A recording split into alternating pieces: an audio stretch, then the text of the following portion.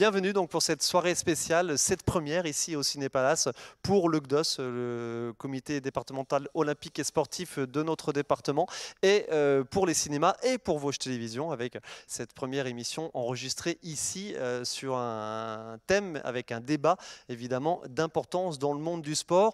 Alors, je prends juste la parole un tout petit instant pour vous raconter le déroulé de l'émission. Petite introduction. Jean-François Wüst, le président du CDOS, va vous évoquer certains points tout rapidement. Catherine Moyon-Debec prendra la parole aussi quelques instants après. Après, vous avez la projection du film pendant 1h30 et s'en suivra le débat, où là, le débat, on est dans une configuration émission de télévision, dans le sens où voilà, on prendra le temps de s'installer, de refaire peut-être quelques tout petits réglages techniques, micro notamment. Et après est lancé l'enregistrement de ce débat, sachant que voilà, vous entendrez juste la musique du générique, mais après le débat est lancé pendant 50 minutes. Il y a une interaction intéressante qui peut y avoir avec vous, évidemment, membres du public, spectateurs de ce film et acteurs évidemment de cette thématique. On fera ça au bout de 50 minutes d'émission. Après, ça peut être en cours d'émission, mais on va se privilégier les 10 dernières minutes d'émission, histoire d'avoir un programme, entre guillemets, global de 1 heure maximum. Allez, je me tais. Jean-François Wüst, président du comité départemental olympique et sportif des Vosges, initiateur de cet événement. Merci beaucoup de votre présence ce soir. Donc, Madame la représentante du comité national olympique et sportif français, Madame la déléguée, en charge de la lutte contre les violences dans le sport, représentant Madame la ministre déléguée chargée des sports, chers consoeurs et confrères des mouvements olympiques et sportifs du Grand Est, Mesdames et Messieurs les acteurs et actrices citoyennes et citoyens du mouvement sportif vosgien et les personnes qualifiées associées, Monsieur le préfet des Vosges. Tenez votre micro juste au milieu, Jean-François. Voilà, hop, merci. Et on refait. Allez-y, ça va venir.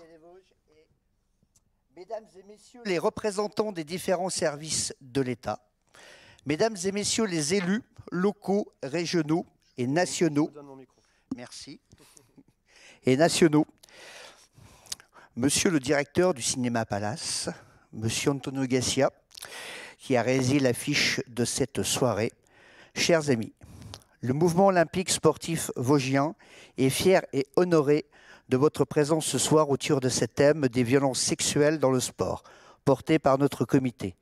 Celui-ci se doit, dans sa légitimité, de porter et diffuser les valeurs d'éducation et de citoyenneté dans le sport et par le sport. La prévention des violences sexuelles assujetties à la pratique sportive y trouve pleinement sa place. La parole se libère et l'on observe de nombreuses déviances, de nombreuses violences, ayant pour conséquence la révélation de souffrances vécues par les victimes de tous âges, emmurées dans leur prison de silence. Le monde sportif doit se sentir impliqué et responsable, et nous le sommes. En protégeant les victimes, les aider à retrouver leur dignité, les accompagner vers une sorte de renaissance au sens large du terme. Nous avons aussi tous et toutes un rôle primordial à jouer au titre de la libération de la parole. Bien sûr, dans le cadre de la prévention sexuelle dans le sport, mais pas que. J'ai la faiblesse de penser que nous faisons bien plus que du sport. Et vous pouvez compter sur le mouvement olympique vosgien pour dénoncer, condamner toute déviance qui nuirait aux intérêts de nos pratiquants, pour peu que nous en soyons informés. Le monde sportif doit se montrer impliqué et responsable en étant attentif à l'honorabilité des dirigeants, des enseignants, des accompagnants, qu'ils soient bénévoles ou professionnels. Depuis plusieurs mois, sous l'impulsion du ministère des Sports, des dispositifs se mettent en place au sein des fédérations en lien avec le Comité national olympique et sportif français. Et je tenais ce soir à saluer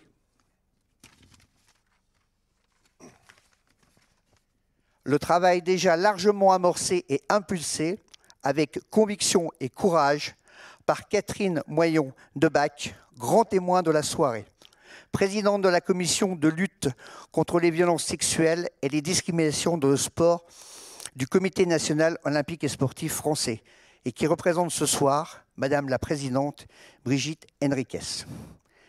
Il est donc naturel que le CDOS 88 s'implique dans des actions de prévention, des actions de formation, au titre de notre dogme transversal de fonctionnement et d'action. Nous devons impulser la dynamique d'information, de prévention, comme cette soirée l'atteste.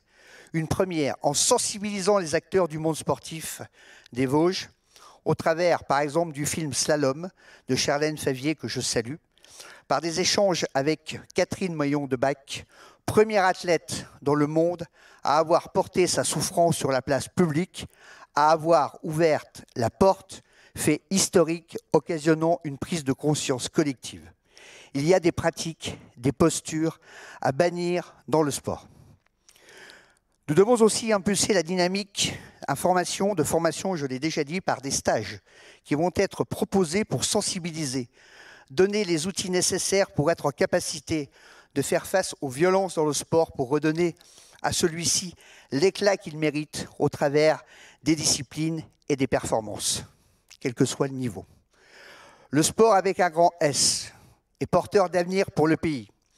À l'aube de Paris 2024, c'est un formidable outil républicain d'insertion sociale, d'amortisseur sociétal et de communauté collective qui font et feront plus encore demain la fierté de la nation, du haut niveau au bénévole, sans qui rien ne serait possible. Et chaque niveau de pratique mérite, quel qu'en soit le lieu du territoire, d'être valorisé et reconnu. Faire du sport doit pouvoir se réaliser au sein d'un environnement sécurisé et protecteur dans le respect des valeurs olympiques et républicaines. Car sur ce sujet qui nous réunit ce soir, il ne doit pas y avoir le début de l'ombre d'un renoncement. Une nouvelle ère s'ouvre au sein du mouvement olympique national. Alors, à notre niveau, sur la thématique de ce soir, permettez-moi de reprendre une expression d'un duo d'athlètes vosgiens, médaillés de bronze au canoë biplace au JO de Rio en 2016. Soyons forts comme la Mirabelle et durs comme le sapin. Jean-François Wüst, qu'on peut applaudir. Président, Voilà. on m'entend, oui, président du comité départemental olympique et sportif, et je ne l'ai pas présenté en introduction, mais évidemment président du Galaxy Gym à Épinal, et voilà, très impliqué évidemment au niveau départemental dans tous les sports de combat, quelles que soient ces structures diverses et variées. Merci beaucoup Jean-François. Ah pardon, vous n'avez pas fini. Ah, autant pour moi. J'avais dit. Ah, autant pour moi. Allez-y. Donc j'en profite aussi rapidement pour rendre hommage aux résultats de nos athlètes lors des derniers Jeux d'hiver. Voilà, 2 médailles certes, mais j'allais dire une réussite collective qui fait l'honneur et la fierté des Vosgiens, mais aussi de la formation des clubs de ski du Massif. Voilà. J'ai fini. Bientôt. Cher ami. Pas de souci. Merci à vous de vous être déplacés à cette occasion pour cette soirée que l'on souhaite enrichissante et efficace. Et comme j'ai souvent coutume de dire dans d'autres cénacles, nous ne savions pas que c'était impossible, alors nous l'avons fait. Je remercie mes équipes, les élus du mouvement olympique 88, avec une pensée particulière pour Denis Lemuot, porteur du projet que nous avons accompagné, pour l'implication sans faille et le travail fantastique réalisé au titre de la mission civique et sociale qui nous rassemble ce soir dans les valeurs de l'olympisme républicain. Merci de m'avoir écouté et bonne soirée. Jean-François Wüst, pardonnez-moi, président du CDOS Vosges. Vous restez avec nous, Jean-François. Quelques mots d'introduction également de la part de notre grand témoin qui dira des éléments complémentaires évidemment en seconde partie de soirée. Catherine Moyon-Debac, bienvenue à Épinal, vous ne connaissiez pas. Merci beaucoup. Non, je découvre la ville d'Épinal et je suis très heureuse d'être là aujourd'hui. Merci Monsieur le Président, merci à toute l'équipe du CDOS des Vosges, en particulier à Isabelle Ballet et à Denis Lemuot. Et je voulais vous dire combien je me sens heureuse et honorée d'être ici aujourd'hui pour partager ce moment privilégié avec chacun et chacune d'entre vous. Ce que je voudrais vous dire au départ, c'est que nous allons aborder une question qui est douloureuse, une question qui est hélas d'actualité, mais je voudrais d'abord rappeler que les valeurs du sport, elles nous unissent. La passion du sport, elle nous rassemble. et que le sport, ce sont aussi de merveilleuses situations et des expériences de vie que nous ne devons pas oublier. Donc, nous allons parler, nous allons essayer de trouver des solutions, enfin pas essayer, nous allons au fil du temps trouver des solutions, mais ce que je voulais vous dire, c'est que la lutte contre les violences sexuelles et les discriminations sont liées aussi au respect des principes éthiques, éducatifs, humanistes et environnementaux. Et que je pense que le fait de se respecter soi-même, le fait de respecter les autres, le fait de respecter les règles, c'est la première manière d'éloigner les violences. Alors évidemment, ce sera insuffisant. Il y a déjà des mesures, nous allons en parler, et nous sommes en train de travailler au sein du Comité national olympique et sportif français, au sein de cette commission dont je vais parler tout à l'heure, de nouvelles solutions pour compléter ce qui existe déjà, parce que les violences, malheureusement, se poursuivent. Donc ça veut dire que nous n'avons pas encore réussi à trouver toutes les solutions. Je voudrais dire aussi que je suis particulièrement heureuse et honorée aujourd'hui de représenter Madame la Présidente du Comité national olympique et sportif français, Madame Brigitte Henriquez. Et elle m'a chargée de vous dire combien elle est avec vous, elle vous apporte son soutien, elle est engagée et elle a fait de cette lutte contre les violences sexuelles en priorité, mais aussi des discriminations, une priorité nationale. Donc c'est important de le dire, et vous avez à la tête du CNOSF une femme qui affirme cette volonté qui a manqué jusqu'à présent. Alors la ministre des Sports, Roxana Maracineanu, l'a impulsée effectivement aussi. Et je vais revenir quelques instants sur quelques dates parce que ça me semble important. Donc le 21 février 2020, sous l'impulsion de Madame la Ministre, a été organisée la première convention nationale de prévention contre les violences. Je m'y suis exprimée et pour la première fois, j'ai ressenti et j'ai compris que les portes de ma prison du silence commençaient enfin à s'entrouvrir. Le 2 avril 2021 a eu lieu la deuxième convention, où je me suis permise de rappeler l'urgence, car il s'agit de crimes et de délits. Le 29 juin 2021, Brigitte Henriquez a été élue à la tête, c'est un fait historique, olympique, symbolique, du Comité national olympique et sportif français. Le 15 septembre 2021, lors de l'Assemblée générale extraordinaire, Madame Brigitte Henriquez a officialisé ma nomination en tant que présidente de la commission de lutte contre les violences sexuelles et les discriminations dans le sport du CNOSF, avec un élu, Jean Zungrana, qui accompagne les fédérations olympiques, non olympiques et affinitaires. J'en profite pour remercier tous les acteurs du sport qui sont présents ici, les intervenants naturellement, également les partenaires publics et privés, et l'ensemble des structures qui agissent pour lutter, pour combattre et pour finir par gagner contre ces violences. Ça n'est pas une fatalité. Nous allons trouver des solutions. Certaines commencent à émerger.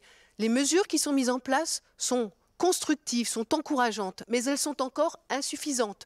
Il faut inverser cette courbe des violences avant d'être en mesure de l'éradiquer.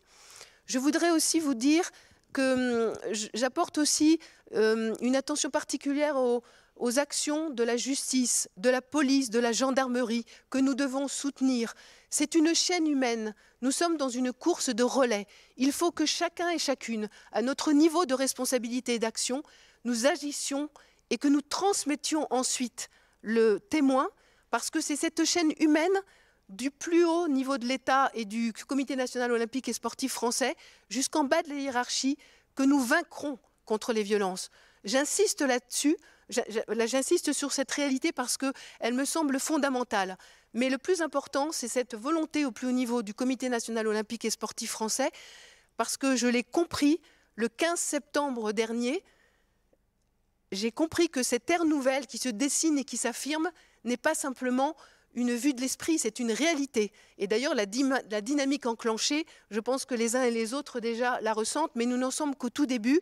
Et au niveau de la commission, nous travaillons beaucoup, nous allons bientôt annoncer des mesures, mais nous voulons travailler, trouver des solutions et ensuite communiquer. Et non pas annoncer Et ensuite, qu'il n'y ait pas d'action rapide, parce qu'il faut aussi que vous, sur les territoires, et la présidente Brigitte Henriquez est très soucieuse de la réalité de ce qui se passe dans les territoires, parce que vous contribuez et vous faites partie justement de cette France du sport olympique. Alors, quelques instants, je voudrais rappeler mon histoire pour que chacun et chacune comprenne, et surtout, je veux, à travers cette histoire, rappeler que malgré toutes les épreuves, malgré le pire des drames qui peut arriver, la vie est belle et que nous rencontrons tous et toutes dans notre vie des épreuves quelles qu'elles soient.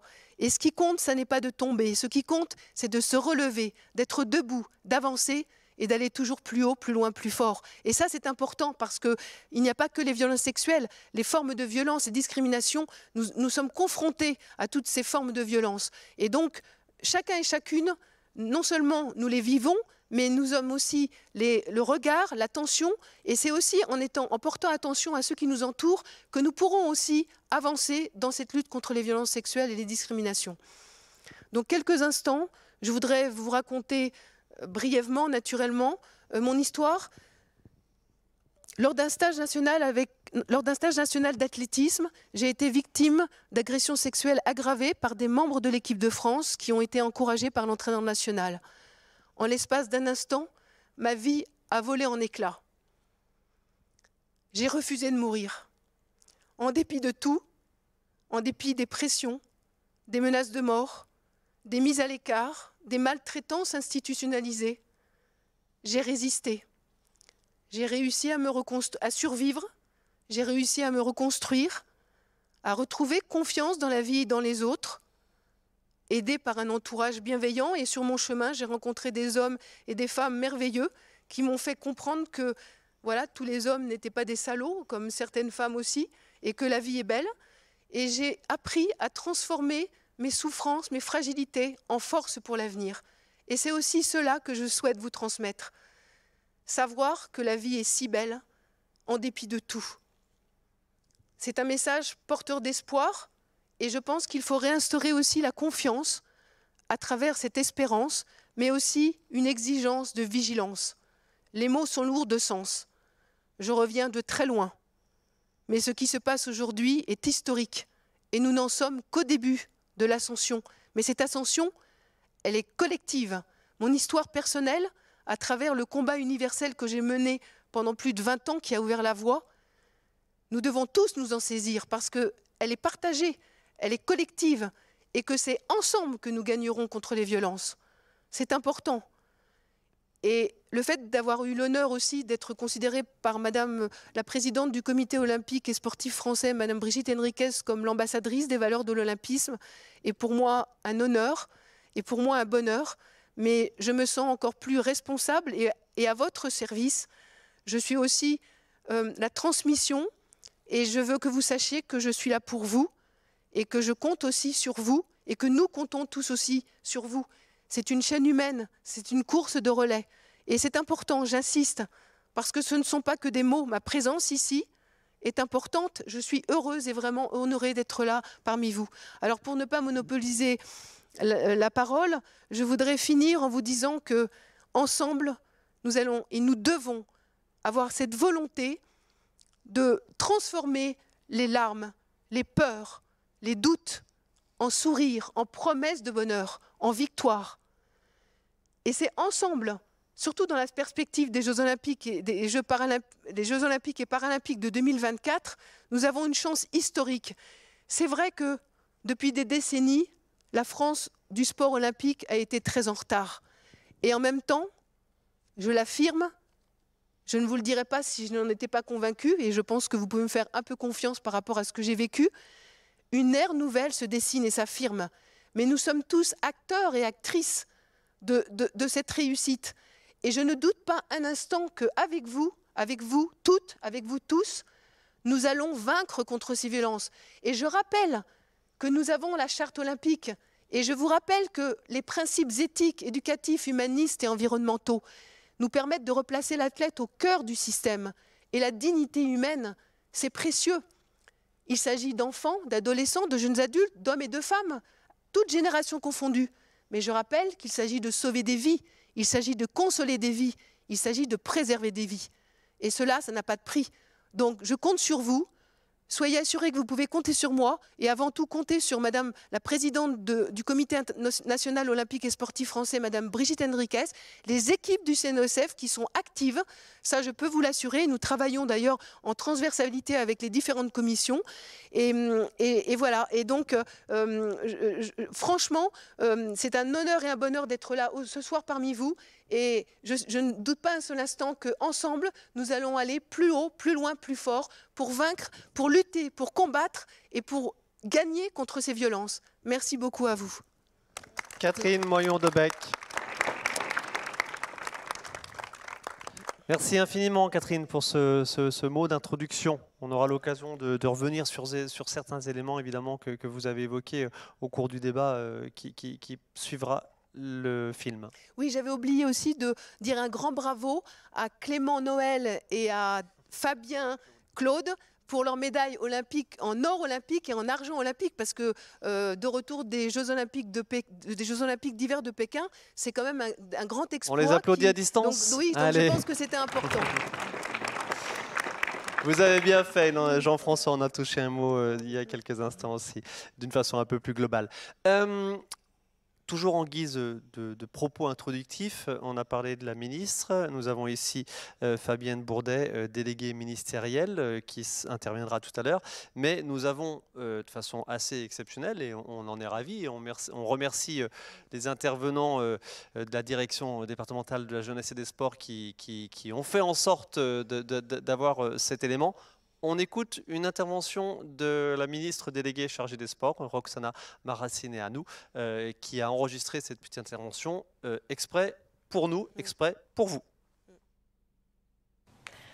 Bonjour à toutes et à tous. Je ne peux malheureusement pas être parmi vous aujourd'hui, mais je tenais à vous adresser un message de remerciement et un message d'encouragement.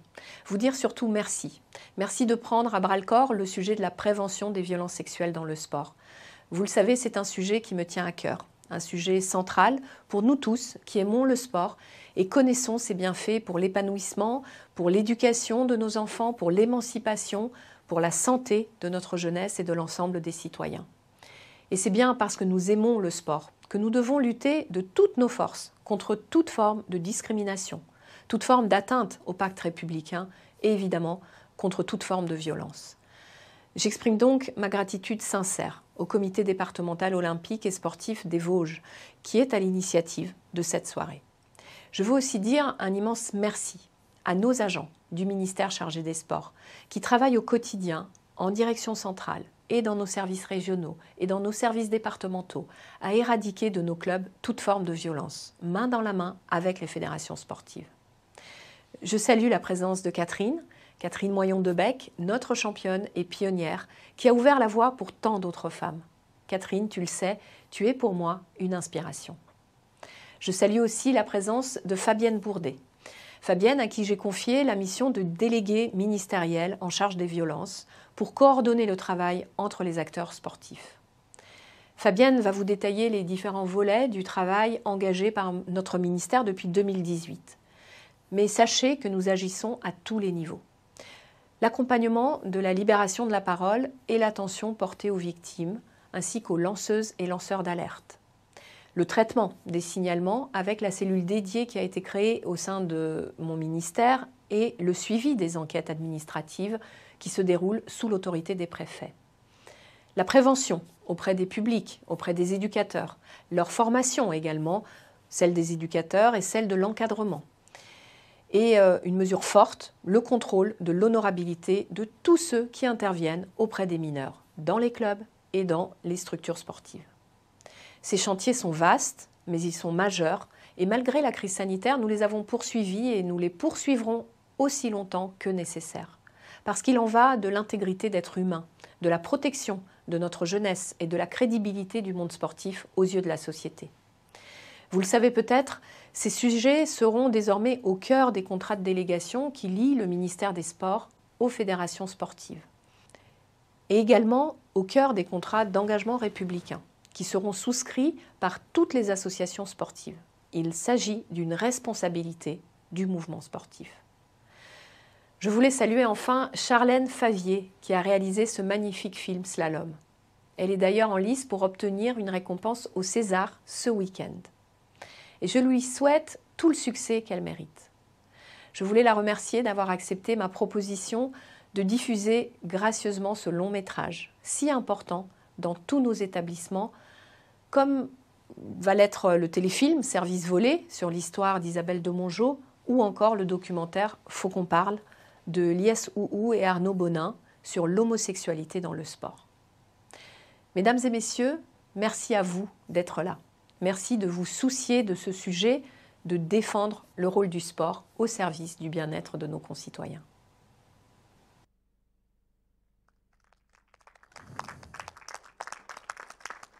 Bienvenue dans cette émission spéciale enregistrée en public dans la grande salle des Cinépalaces d'Épinal, une émission à l'initiative du comité départemental olympique et sportif des Vosges pour évoquer les violences sexuelles et les discriminations dans le monde du sport. Les spectateurs ici présents dans la salle viennent de regarder le film Slalom, un film de Charlène Favier sorti en 2020, dernier film en date sur cette thématique d'importance prise à bras-le-corps par le mouvement sportif dans son ensemble, par les autorités administratives et judiciaires. Les violences sexuelles et les discriminations dans le sport, comment les détecter, comment les dénoncer, comment les juguler, comment les proscrire, d'autant plus à la veille de cette grande fête que seront les Jeux de Paris 2024. Élément de réponse avec nos invités. Frédéric Naon, bonjour. Prenez bien le micro. Bonsoir, merci d'être avec nous sur ce plateau. Vous êtes le procureur de la République d'Épinal. Bienvenue dans les Vosges, puisque vous êtes arrivé tout récemment sur notre département. Catherine Moyon-Debac, bonjour. Bonjour. Vous êtes notre grand témoin. Je vais vous présenter un petit peu plus rapidement tout de suite, dans le sens où vous êtes évidemment ex-athlète de haut niveau en lancer du marteau. Vous avez été victime d'agressions sexuelles au début des années 90. Vous êtes considérée comme la toute première athlète de haut niveau à avoir brisé la loi du silence. Et l'aboutissement de votre combat de 30 ans, c'est de voir aujourd'hui ce débat mis sur la place publique, et c'est aussi votre toute récente nomination au Comité national olympique et sportif français en tant que présidente de la commission contre les violences sexuelles et les discriminations. Vous avez évidemment, votre témoignage est très précieux. Merci infiniment d'être avec nous, Catherine Moyon-Debac. Merci à vous. Frédéric Havy, bonsoir, bonjour. Bonsoir. Vous êtes le colonel, le commandant du groupement de gendarmerie des Vosges. Merci d'être avec nous sur ce plateau. Jean-François Wüst, bonsoir. Bonsoir. Vous êtes le président du GDOS, le comité départemental olympique et sportif des Vosges. Et enfin, Fabienne Bourdet, bonsoir. Bonsoir. Vous êtes délégué ministériel à la lutte contre les violences et les luttes contre les violences dans le sport, tout simplement. Nous sommes ensemble pour une petite heure pour poser les bases autour de cette problématique appelée à ne plus en être une au regard de tout ce que nous allons expliciter ici.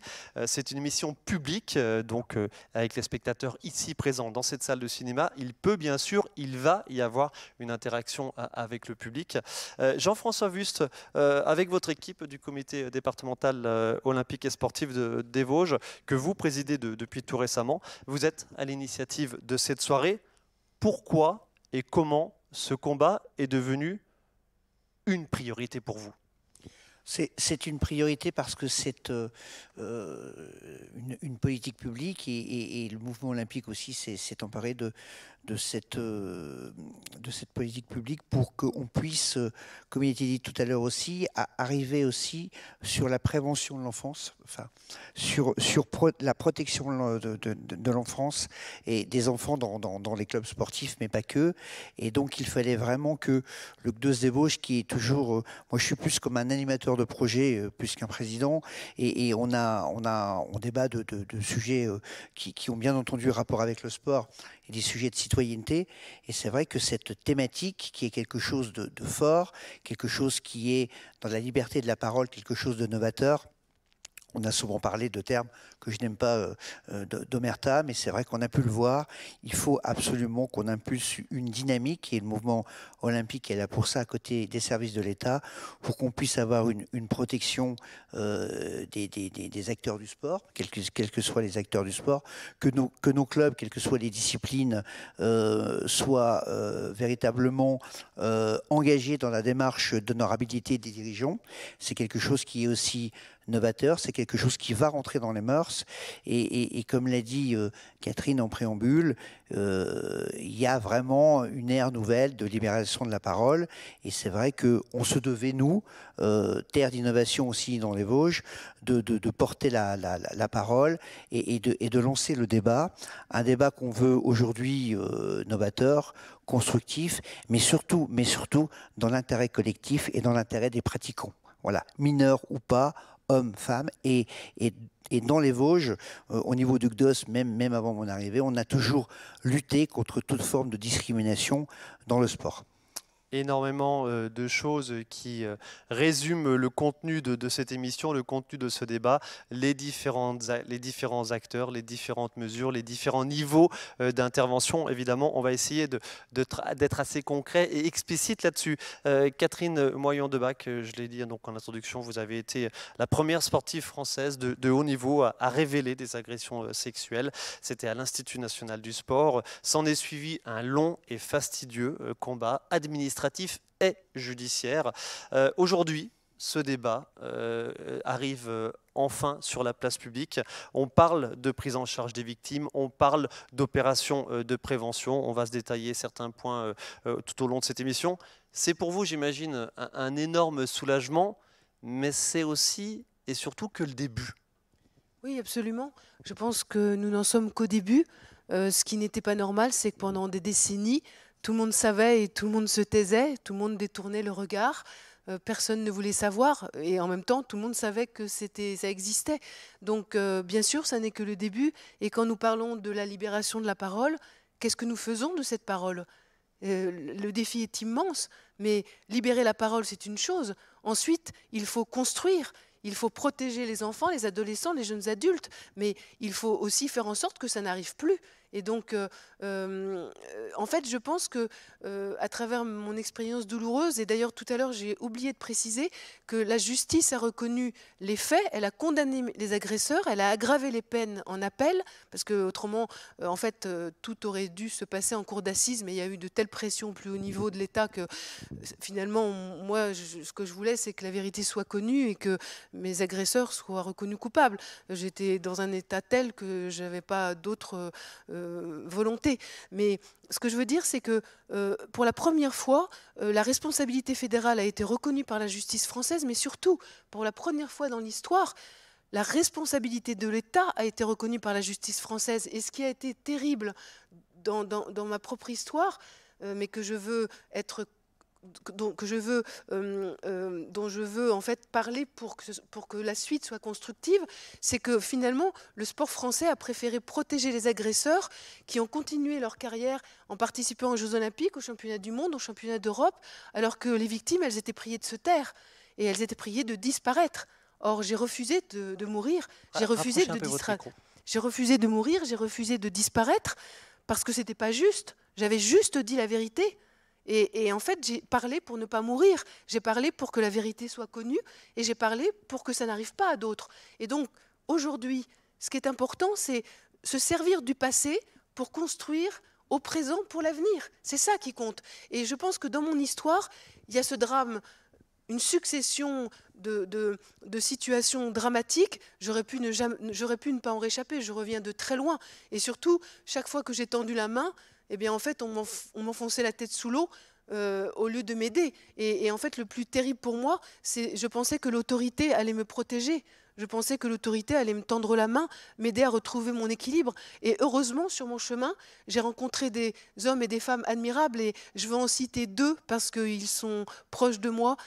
Maurice Herzog, qui a tellement compté dans ma reconstruction, et Son Altesse Sérénissime, le prince souverain Albert II de Monaco, qui m'a permis de continuer à croire dans les valeurs olympiques. Et j'insiste aujourd'hui pour vous dire que ce qui m'a permis de tenir, c'est de continuer à croire dans ces principes éthiques, éducatifs, humanistes et environnementaux.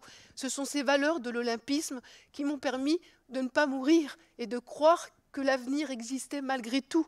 Et c'est pour ça que je veux vous transmettre ce que je ressens, mais cette expérience aussi, mais de vous dire qu'il faut que nous nous saisissions de ces valeurs de l'olympisme, de ces valeurs du sport, parce que c'est la France du sport et de l'olympisme dont il est question, surtout dans la perspective des Jeux olympiques de 2024 et des Jeux paralympiques également. Et franchement, si nous nous levons tous en disant que nous voulons la tolérance zéro, que nous n'admettons plus ces violences, et que le sport, qu'est-ce que c'est le sport? C'est que les enfants, les adolescents, les jeunes adultes s'épanouissent, grandissent, deviennent des hommes et des femmes bien et libres dans leur corps et dans leur tête. Mais nous tous, nous avons une responsabilité. Et si tous ensemble nous nous levons, eh bien nous allons faire reculer les violences. Et ça n'est pas hier, aujourd'hui ou demain, c'est urgent, c'est prioritaire, c'est dans l'instant, ici et maintenant. Et ensemble, tous ensemble, toutes ensemble, il n'y a aucune raison que nous n'y parvenions pas. Il faut simplement que nous soyons solidaires, que nous agissions chacun et chacune à notre niveau de responsabilité et d'action. Et encore une fois, je le dis, ça n'est pas une fatalité. De façon tout à fait humble, quand on voit tout ce qui m'est arrivé, et je peux vous dire que sur plus de 20 ans, c'est compliqué et c'est difficile, et que le fait de ne pas avoir d'avenir, d'être accusé de ternir l'image du sport français, simplement pour avoir dit la vérité, et pour avoir osé résister, et pour avoir refusé de mourir. Donc, il faut se servir de cette expérience pour que, évidemment, ça n'arrive plus, et nous allons en parler, beaucoup de mesures sont en train de se mettre en place, et franchement, je veux vous transmettre cette confiance qui grandit, cette espérance que nous allons construire ensemble dans l'exigence de vigilance naturellement. Mais n'oubliez pas que le sport, c'est vraiment avant tout la joie de vivre, la transmission des émotions, la passion, et que malheureusement, comme dans la société, le sport est confronté aux violences. Mais encore une fois, je pense qu'il faut simplement se dire que nous devons réunir nos forces pour trouver des solutions et que vraiment ces violences s'arrêtent, mais en même temps célébrer toutes les belles valeurs du sport, parce qu'elles existent aussi, et que c'est important de parler de ces deux notions. Pas simplement du côté négatif, mais aussi de transmettre cette confiance et cette espérance que nous devons continuer à renforcer, parce que c'est important, et en même temps cette exigence de vigilance, parce que je le rappelle, il s'agit de sauver des vies, il s'agit de protéger des vies, il s'agit de consoler des vies, des enfants, des adolescents, des jeunes adultes, et au-delà des hommes et des femmes, de toutes les générations confondues. Et c'est la France du sport et de l'olympisme, et vous en faites partie, et au-delà de la société tout entière. Catherine Moyon-Debac, merci beaucoup pour ce long propos d'introduction, j'ai envie de dire, mais non, mais il n'y a pas de souci, évidemment, votre témoignage est éminemment précieux, et surtout, on sent un enthousiasme à faire tomber certains murs, c'est évident. Et vous allez nous détailler dans quelques instants aussi. Cette volonté, bien sûr. Et le courage, comme dit Jean-François Wüst. On s'est donné pour objectif dans cette émission, messieurs, dames, d'être le plus concret possible. Et avant justement de rentrer dans le vif du sujet, je vous propose d'écouter un extrait du témoignage que la ministre déléguée chargée des Sports a spécialement enregistré pour cette soirée. Elle nous liste succinctement des mesures qu'on va se détailler, évidemment, liste succincte des mesures mises en place et accompagnées par le ministère des Sports. L'accompagnement de la libération de la parole et l'attention portée aux victimes, ainsi qu'aux lanceuses et lanceurs d'alerte. Le traitement des signalements avec la cellule dédiée qui a été créée au sein de mon ministère et le suivi des enquêtes administratives qui se déroulent sous l'autorité des préfets. La prévention auprès des publics, auprès des éducateurs, leur formation également, celle des éducateurs et celle de l'encadrement. Et une mesure forte, le contrôle de l'honorabilité de tous ceux qui interviennent auprès des mineurs, dans les clubs et dans les structures sportives. Ces chantiers sont vastes, mais ils sont majeurs, et malgré la crise sanitaire, nous les avons poursuivis et nous les poursuivrons aussi longtemps que nécessaire. Parce qu'il en va de l'intégrité d'être humain, de la protection de notre jeunesse et de la crédibilité du monde sportif aux yeux de la société. Vous le savez peut-être, ces sujets seront désormais au cœur des contrats de délégation qui lient le ministère des Sports aux fédérations sportives. Et également au cœur des contrats d'engagement républicain qui seront souscrits par toutes les associations sportives. Il s'agit d'une responsabilité du mouvement sportif. Voilà, Roxana Maracineanu, évidemment, qui a donné quelque part l'architecture de nos échanges à venir. Détection, accompagnement, prévention, formation. Fabienne Bourdet, en matière donc de détection et de signalement d'agression sexuelle ou de discrimination. On parle de violence sexuelle, mais il est aussi, évidemment, nous avons dans les têtes aussi les discriminations. Comment ça se passe aujourd'hui et surtout, qu'est-ce qui doit être mis en place pour accompagner ce qui est à la base, à savoir la libération de la parole? Alors, merci de me permettre d'expliquer finalement très concrètement ce qui a été initié depuis maintenant 2 ans. Comme la ministre l'a évoqué, a été mise en place au ministère des Sports, à la direction des Sports, une cellule qui est dédiée au recueil des signalements de violences sexuelles. Alors, pourquoi la ministre était-elle attachée à la mise en place de cette cellule? Eh bien, sans doute avez-vous en tête que la déflagration que nous avons connue fin 2019, début 2020, dans le prolongement des témoignages antérieurs comme celui évidemment de Catherine, c'est une enquête disclose de fin 2019 qui met en évidence plusieurs dizaines de témoignages de victimes qui avaient à l'époque pourtant relaté les faits dont elles avaient été victimes, avec parfois des mesures judiciaires qui avaient pu être prises, mais qui mettaient en évidence qu'alors même que des condamnations avaient été prononcées, les personnes étaient toujours en situation de responsabilité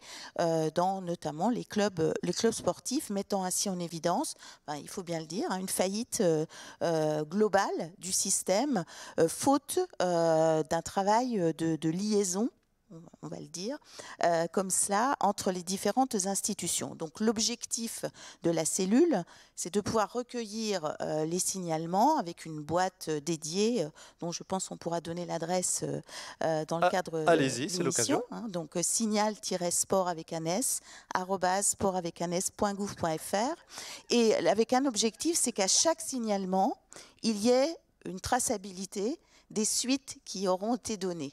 Et c'est sans doute ce qui est encore mal connu lorsqu'il s'agit de violences dans le sport, bien évidemment, et Catherine l'a dit tout à l'heure, on parle souvent de délits, voire de crimes, donc bien sûr l'autorité judiciaire doit être saisie, soit par la victime parce qu'elle aura porté plainte, soit par son environnement ou les institutions qui auront à saisir obligatoirement, c'est une obligation, le procureur de la République, mais à côté de ces procédures judiciaires, il existe des procédures qui sont de la responsabilité du ministère des Sports et mises en œuvre très concrètement par les services du ministère sous l'autorité des préfets de département et qui peuvent permettre de prendre des mesures qui sont indépendantes de la procédure pénale et qui très concrètement, puisque vous demandiez à ce qu'on soit concret, peuvent conduire à une mesure d'interdiction d'exercer, par exemple, d'un éducateur sportif. Et alors même qu'il n'y aurait pas de condamnation pénale. Et parce que nous sommes dans le monde du sport, et Monsieur le Président l'a rappelé tout à l'heure, si le mis en cause est un licencié d'une fédération sportive, il est aussi de la compétence de la fédération de prendre des mesures disciplinaires à l'encontre de son licencié. Donc vous voyez qu'il y a différentes procédures qui cohabitent, ce qui évidemment revêt une certaine complexité, mais qui ont vocation de protéger le public et pas seulement de sanctionner. Ça, c'est évidemment de la compétence de la justice. Et donc aujourd'hui, enfin depuis 2 ans, on est à plus de 650 signalements qui sont traités aujourd'hui au niveau national en lien avec nos services et qui donnent lieu à des procédures, à tout le moins à chaque fois des investigations. Alors évidemment, il n'y a pas forcément des décisions administratives à l'issue de toutes les enquêtes, mais en tout cas, il y a un suivi qui est assuré au niveau national et qui donne lieu régulièrement à des bilans présentés par la ministre. Alors on ne va pas rentrer dans le détail, mais grosso modo, comment se ventilent ces 650 signalements ? Alors, ce qu'on peut dire, c'est que 90% des signalements qui nous remontent sont des signalements qui relèvent de faits de violence à connotation sexuelle. Je ne les qualifie pas. Et 10% de phénomènes de violence psychologique, voire physique, à l'entraînement, sans connotation sexuelle, en tout cas dans un premier temps. Parce qu'on s'aperçoit en mettant en place les enquêtes, que souvent c'est le terreau de violences, y compris de violences sexuelles, qui interviennent. D'ailleurs, le film en est une très très belle illustration. Vous dire aussi que plus de 80% des signalements concernaient des victimes mineures au moment des faits, et que sur ces victimes mineures, plus de 60% étaient des mineurs de moins de 15 ans, donc des enfants. Hein, on parle d'enfants. Donc vous comprendrez que ces constats nourrissent la stratégie de prévention que nous mettons en place et qui vise, comme ça a été dit tout à l'heure, prioritairement la protection des plus vulnérables et en particulier des enfants les plus jeunes, puisque à la différence de ce qu'on voit dans le film, l'essentiel des signalements que nous avons à traiter ne se déroule pas dans le cadre de structures qui s'inscrivent dans la recherche de la performance jusqu'au plus haut niveau, mais bien dans des activités dites de loisirs quotidiennes, comme on en trouve dans tous les clubs, voilà. Et quand je vous aurais dit que 90% des départements sont aujourd'hui concernés par au moins une affaire et plus de 50 fédérations par au moins une affaire. Donc ça veut dire que ça touche toutes les disciplines et l'ensemble du territoire national. Frédéric Naon, procureur de la République d'Épinal, que vous inspirent ces chiffres de prime abord comme ça? Alors, ces chiffres, on peut les analyser de deux façons. On peut évidemment s'inquiéter de ce nombre de faits, évidemment, mais aussi se dire que oui, la parole se libère et que les victimes arrivent à parler. Qu'il y a des enquêtes, qu'il y a ensuite des sanctions qui sont prononcées. Alors, on ne peut pas... On ne doit pas même rester insensible au témoignage qu'on vient d'entendre, madame, au film qu'on a vu. On ne doit pas rester insensible. C'est un véritable fléau et il faut agir. Alors, j'ai été très sensible à ce que vous avez dit, madame Moyon-Debac, tout à l'heure sur la notion de course de relais. On a l'habitude de parler de marathon judiciaire, mais effectivement, cette notion de course de relais, elle est extrêmement importante parce que le relais, on le représente là, autour de cette table. Ce sont les différents acteurs qui doivent effectivement passer ce relais pour aboutir derrière à une décision. Alors, ça sera peut-être un classement sans suite à la fin, mais une décision qui sera prise par l'autorité judiciaire. Mais cette notion de relais, elle est extrêmement importante. Cette notion de relais, elle s'applique au cours de les différentes étapes. Alors, on l'a vu, il y a la prévention d'abord, la détection, la révélation, l'enquête. Hein, je laisserai évidemment le colonel tout à l'heure expliquer tout ça. Hein, l'enquête, le procès aussi, hein, qui est extrêmement important pour la victime, pour l'auteur aussi. Et puis, même dans le cadre de l'exécution de la peine, on vient d'en parler, parce que, évidemment, ça ne s'arrête pas à la sanction.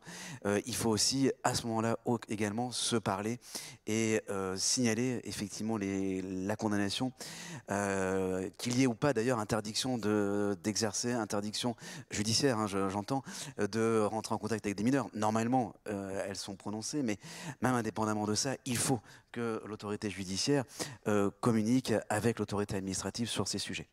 Allez, on va se redétailler certains points dans quelques instants. Vous avez parlé, Fabienne Bourdet, des fédérations. Je vous propose de voir une interview de la Fédération française d'escrime avec certaines fédérations. Exemple d'une des fédérations françaises, il y en a 108 en France, fédérations sportives. Donc, exemple d'une des fédérations qui a pris à bras-le-corps cette problématique via notamment la commission d'éthique et de déontologie. Certaines fédérations en avaient, d'autres n'en avaient pas. Certaines fédérations ont donné une nouvelle ambition à cette commission d'éthique et de déontologie. On écoute Jacqueline Felzin de la Fédération française d'escrime. Cette commission éthique et déontologie, qui n'existait pas jusqu'alors, a vocation en fait à définir avec précision toutes les actions que l'on souhaite voir se déployer, se développer, et notamment au niveau des postures comportementales, des attitudes qui sont en direction du respect de l'individu. Par notion de respect de l'individu, on comprend en fait tous les individus, quelle que soit leur spécificité. Et donc par là, nous amène aussi donc, à sensibiliser sur la discrimination sexuelle, sur le genre, sur en fait toutes les particularités sociétales qui nous viennent, puisque la Fédération française d'escrime est une cité en miniature qui ne doit pas s'extraire en fait de ses devoirs par rapport au respect de l'individu. Les fédérations sont des cités en miniature, nous dit Jacqueline Felzin de la Fédération française d'escrime. Il y avait un autre témoignage de sa part, c'était par rapport à la citoyenneté. Les sportifs, les licenciés, les athlètes de haut niveau sont avant tout des citoyens, sont comme des citoyens lambda. Fabienne Bourdet, quid de l'importance de la prise en compte de cette nouvelle... ce n'est pas une nouvelle problématique, de ce nouveau regard sur cette problématique, sur l'ensemble des fédérations. Voilà, la Fédération française d'escrime, la commission vient d'être créée. On est au début de quelque chose? Alors, oui, alors effectivement, comme vous l'avez dit, toutes les fédérations ne sont pas forcément au même degré d'avancement dans la prise en compte de ce dossier, de ce sujet qui, il faut le rappeler, je crois que c'est un sujet très difficile. Hein, c'est un sujet très difficile. Et comme je le dis parfois avec les équipes avec lesquelles je travaille, on a beau les uns et les autres déployer beaucoup d'énergie pour travailler sur des guides, sur des chartes, etc. Le jour où on est confronté à cette situation-là dans un club, dans une fédération, etc., c'est toujours très difficile. Et donc, toutes les fédérations, y compris en fonction de leur taille, etc., n'ont pas le même degré de structuration. Certaines fédérations ont des directeurs juridiques, d'autres n'en ont pas, etc. En tout cas, ce qui est aujourd'hui généralisé, et ça l'a été à la demande de la ministre, c'est que dans chaque fédération aujourd'hui a été désigné un référent qui est l'interlocuteur de la cellule que nous animons au ministère des Sports et qui nous permet de communiquer sur les affaires, alors évidemment dans le respect des clauses de confidentialité indispensables au traitement de ce type d'affaires, mais qui permettent, parce que c'est un argument qui a été développé par les présidents de fédération au moment de l'enquête disclose, mais aussi au moment du témoignage de Sarah Abitbol début 2020, dans le patinage artistique, je pense que vous vous en souvenez tous, des présidents de fédération ont dit, ben oui, on nous reproche de ne pas avoir agi, mais parfois, si nous n'avons pas agi, c'est parce que nous ne savions pas. Et c'était pour part vrai. Donc c'est la raison pour laquelle on a aujourd'hui aidé aussi les fédérations à s'organiser pour pouvoir être les interlocuteurs des pouvoirs publics sur ces questions-là. Alors, les fédérations, elles sont autonomes, hein, donc bien sûr, chacune choisit l'organisation qui lui correspond le mieux. Mais une chose est sûre, c'est que les commissions éthique et intégrité, elles sont normalement obligatoires, hein, et que, bon voilà, elles sont en train de se constituer. Nous nous adressons en partie à du grand public. Qu'est-ce que vous entendez par normalement obligatoire ? Elles sont obligatoires parce qu'elles sont prévues dans les textes. Mais si vous dites normalement obligatoire, ça veut dire que certaines fédérations n'en ont pas, se sont pas encore structurées pour prendre en charge tout cela. Oui, et ce qu'on peut dire, c'est que la ministre l'évoque en évoquant le contrat de délégation. Ce qu'on peut dire, et parce que voilà, on s'adresse à un grand public ce soir, c'est que on a des dispositifs législatifs et réglementaires qui sont relativement complets sur ces sujets-là, mais on est globalement, comme sur d'autres sujets de la vie sociale, confronté à un défaut d'application d'un certain nombre de textes. On pourra y revenir sur l'honorabilité, par exemple, qui fait que si aujourd'hui on appliquait les textes tels qu'ils sont prévus, on aurait un système de sécurité qui serait, on n'est jamais au risque zéro, mais qui serait très protecteur. Et malheureusement, ce n'est pas toujours le cas. Catherine Moyon-Debac. Oui, je voulais simplement compléter ce que vient de dire Fabienne Bourdet. Sous l'autorité de la présidente du Comité national olympique et sportif français, Madame Brigitte Henriquez, et dans mes responsabilités de présidente de la commission de lutte contre les violences sexuelles et les discriminations dans le sport avec un élu, Jean Zungrana, que j'ai cité tout à l'heure, en fait, nous sommes très conscients de cette réalité. Et c'est aussi notre rôle, en accompagnant les fédérations olympiques, non olympiques et affinitaires, de veiller justement à faire un rééquilibrage. Et nous sommes en train de travailler aussi sur des passerelles entre des fédérations qui sont en avance, qui pourraient aider d'autres fédérations. Je pense que la transversalité est importante. Et déjà, au sein de la commission, nous travaillons avec la commission des athlètes de haut niveau du CNOSF, avec la commission juridique, naturellement, avec la commission des territoires. Enfin, je pense qu'il y a l'horizontalité, mais aussi la transversalité. Et je pense que la solidarité est de créer des passerelles. Alors, il y en a qui existent déjà, il y en a d'autres, beaucoup d'autres à construire. Exemple entre la Fédération française d'escrime et la Fédération française de judo. Voilà, absolument. Et je pense que c'est aussi comme ça que des petites fédérations ou des fédérations qui ont moins de moyens, en tout cas, je sais que la présidente du CNOSF, qui est, comme je vous l'ai dit, très engagée dans cette question qui est prioritaire, veut aider financièrement, mais aussi par des actions et par des interventions et par des aides différentes, à faire en sorte qu'il y ait un rééquilibrage pour que partout sur le territoire français, les 108 fédérations, et dans les fédérations, il y a beaucoup de clubs, hein, vous le savez, et donc c'est important aussi qu'il n'y ait pas des endroits en France où les gens sont démunis, où ils se sentent abandonnés, où ils n'ont pas les moyens de trouver des solutions. Et effectivement, ce problème des violences dans le sport, je comprends que les dirigeants soient démunis et que ce n'est pas toujours facile. Je voudrais juste dire quelque chose parce que je pense que c'est important. Je trouve que les référents, c'est une excellente idée. Mais je pense que pour responsabiliser, il faut qu'au plus haut niveau de la hiérarchie, jusqu'en bas, que la tolérance zéro, ce soit la norme. Donc ça veut dire que les présidents, ils ne déchargent pas ni sur d'autres responsables de la fédération, ni sur les référents, ni sur des associations. Ils sont responsables. C'est à eux, au sein des fédérations, d'organiser le fonctionnement pour lutter contre les violences. Le CNOSF s'est engagé à les aider, les services de l'État également. Mais ce que je veux dire, c'est que c'est très important parce que je l'ai vécu, mais ce que j'observe encore aujourd'hui, c'est que c'est toujours « ah ben non, c'est pas chez nous, c'est chez les autres. Ah non, non, c'est pas notre responsabilité, c'est la responsabilité. » Non, non, non. La responsabilité, chaque président de fédération, il y a 108 fédérations, est responsable. Et c'est à lui qu'incombe l'organisation et d'avoir des référents ou d'autres personnes en lien avec les services de l'État également.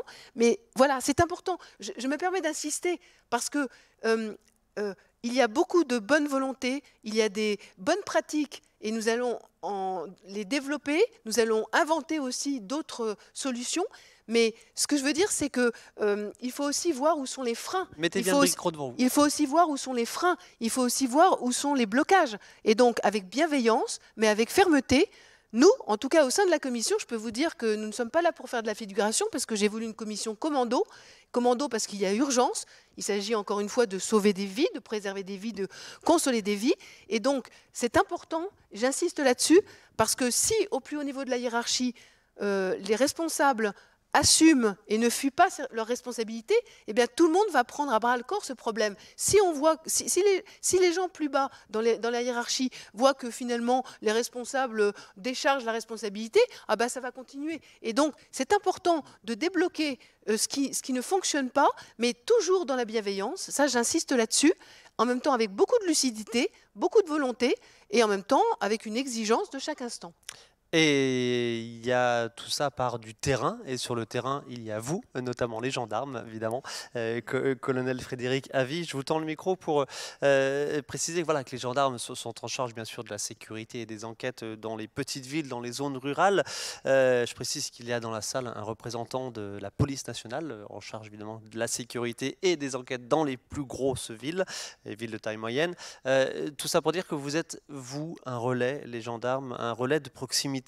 Ma question, comment la gendarmerie aborde-t-elle cette problématique, notamment dans les zones rurales? Dans les zones rurales notamment, puisque nous couvrons 95% du territoire. Alors très clairement, la mission première du gendarme, c'est de protéger la population.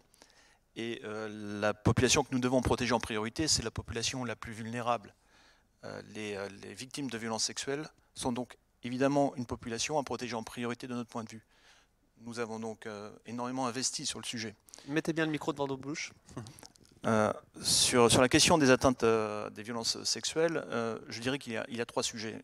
Il y a d'abord la prise en compte de la victime, il y a le traitement de l'auteur, il y a aussi la prise en compte du témoin ou du sachant plus largement, puisqu'il ne sera pas forcément directement témoin des faits. C'est peut-être quelqu'un à qui la victime s'est confiée, ça fait être le cas dans le film. Alors, la prise en compte de la victime, nous avons fait énormément d'efforts de formation, d'efforts d'investissement sur le sujet. Nous avons notamment adapté nos locaux de gendarmerie de façon à faciliter l'accueil, l'isolement de la victime pour qu'elle puisse parler en toute discrétion, se confier en toute discrétion aux gendarmes. Ça nécessitait pas mal de travaux. Nous avons aussi fait des efforts de formation. Au moment où je vous parle, j'ai une cinquantaine de gendarmes qui sont spécifiquement formés à la prise en compte de victimes de violences dans le département. Et cette année 2022, nous allons engager une action de formation pour la totalité des effectifs de gendarmerie. J'aurai bientôt, en fin d'année, plus de 500 gendarmes qui auront suivi un cycle de 8 heures de formation spécifique sur la prise en compte des victimes. Bon, le travail de terrain, sur le tout petit terrain, sur les petits territoires où certaines informations remontent plus facilement évidemment qu'en zone urbaine, votre rôle est essentiel. Oui, et la vraie difficulté, vous parliez de l'enquête, la vraie question ce n'est pas l'enquête, c'est effectivement l'information. Le signalement. Effectivement le signalement. Donc le signalement peut venir de la victime, peut venir d'un sachant, et c'est extrêmement important, puisque, bon, je ne vais pas déborder de la question du traitement de l'auteur, peut-être monsieur le procureur l'abordera, mais la question du sachant est centrale, puisque c'est peut-être quelqu'un, un encadrant, un ami, la famille. Il y a un certain nombre de signes importants à déceler de l'environnement familial d'une victime, de la part de l'environnement familial d'une victime, et ce sachant doit absolument en parler, doit absolument signaler. Il est parfois tenu par la loi de le faire. C'est le cas lorsqu'il s'agit d'un agent de l'État. Un agent de l'État est tenu par article 40 de signaler à monsieur le procureur les délits et crimes dont il a connaissance. C'est aussi le cas lorsqu'on a affaire à des violences sexuelles sur des mineurs. Là, tout citoyen est tenu de le signaler au procureur dans ce cas-là. Mais qu'il soit tenu par la loi ou pas, il s'agit de crimes ou de délits graves qui brisent des vies, il faut absolument en parler. Et comment en parler? Tout simplement, en cas d'urgence, le 17, ne vous posez pas de questions, quelque chose vient de se passer, faites le 17, la gendarmerie arrivera. Ou vous allez au contact du commissariat ou de la brigade de gendarmerie, poussez la porte. Nous sommes là pour vous aider. Vous pouvez aussi, je pense notamment aux jeunes qui sont assez facilement sur leur téléphone portable, vous pouvez aussi prendre contact avec la brigade numérique. La brigade numérique est un outil extraordinaire. Nous avons de plus en plus de signalements par la brigade numérique. Vous tapez brigade numérique sur un moteur de recherche et vous tombez sur une unité spécifique dédiée sur laquelle nous avons des gendarmes qui répondent H24 aux sollicitations. Il y a un chat notamment qui permet de se renseigner. Donc c'est valable pour les victimes ou pour les sachants. Vous avez besoin de vous renseigner, prenez contact avec cette brigade numérique. Le contact s'établira, vous obtiendrez des informations et vous pouvez déclencher des signalements par ce biais-là. Et c'est extrêmement important. Si vous voulez, Frédéric Naon, au niveau de la justice et de la prise en compte de cas, on garde en tête les 650 cas. Donc ça, on est d'accord, c'était sur l'année 2021 ? 2 ans, pardon, sur 2020-2021, 650 cas. Avec les statistiques, un petit tableau aurait été top, effectivement, on aurait, histoire de bien se mettre ça en tête pour prendre le pouls, évidemment, de cette problématique en chiffres. Vous voyez une évolution récente d'affaires qui viennent, évidemment, devant l'organe judiciaire? Oui, alors... Évidemment, je ne vais pas évoquer des affaires en cours, évidemment, mais il y a effectivement une augmentation de façon générale des révélations de violences sexuelles, d'agressions sexuelles, de viols. Et dans le domaine du sport, ça n'y échappe pas non plus, ce qui est aussi un bon signe que la parole se libère. Alors pour compléter ce que vient de dire le colonel, la notion de preuve, elle est essentielle parce qu'elle est au cœur évidemment du traitement de l'enquête et de la décision que le procureur va prendre, la juridiction ensuite si elle est saisie aussi. Et plus on révèle tôt, mieux, plus les preuves sont faciles à réunir. Et évidemment, dans ce genre de fait, la libération de la parole, elle n'est pas facile. La souffrance, la prise de conscience, elle peut prendre des mois, des années parfois. Hein, et évidemment, l'enquête, elle est, dans ce cas-là, plus compliquée. Parce que les témoins, il faut les retrouver, il faut les entendre. Mais pour autant, l'enquête, elle doit aussi aboutir, même quand les faits sont anciens. Et je parle de ça parce que grâce aux interventions, notamment de ce soir, il y a, et je l'espère, des victimes, peut-être qui ont été victimes il y a 10, 20 ans, qui vont oser parler. Ben, je crois que le message qu'il faut passer ce soir, c'est qu'il faut qu'elle parle. Il faut qu'elle parle et on dispose maintenant d'un arsenal législatif qui permet de traiter et de faire condamner des auteurs, même pour des faits très anciens. Alors voilà, j'y reviendrai si vous le souhaitez, sur la notion de prescription, etc. Mais voilà, on a maintenant, et le législateur a clairement pris les choses en main, hein, et tout un arsenal, encore une fois, qui nous permet de traiter, y compris des faits très anciens.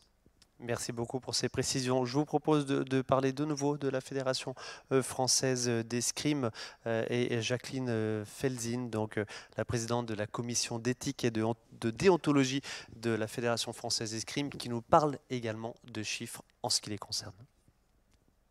Depuis la mise en place de la commission éthique et déontologie, nous avons de plus en plus de plaintes sur le versant comportemental. C'est-à-dire que des attitudes qui étaient, entre guillemets, tolérées ne le sont plus, du fait que nous avons rédigé une charte éthique et déontologie dans laquelle nous définissons avec précision ce qu'il convient d'adopter et ce qui est répréhensible. Et dans ce registre-là, la mise en place de ce dispositif de signalement de faits graves et la collaboration étroite avec la commission discipline nous a amené en fait à déjà instruire un certain nombre de dossiers. Donc entre le mois de septembre et le mois de décembre, nous avons dû étudier 6 cas spécifiques de conduite dans lesquels on inclut aussi un fait d'agression sexuelle et environ 5-6 conduite non adaptée.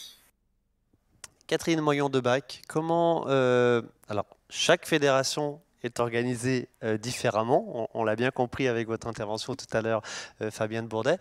Comment concrètement, globalement, les fédérations ou évidemment par l'intermédiaire du Comité national olympique et sportif, comment sont accompagner les victimes et quelle prise en charge leur est proposée?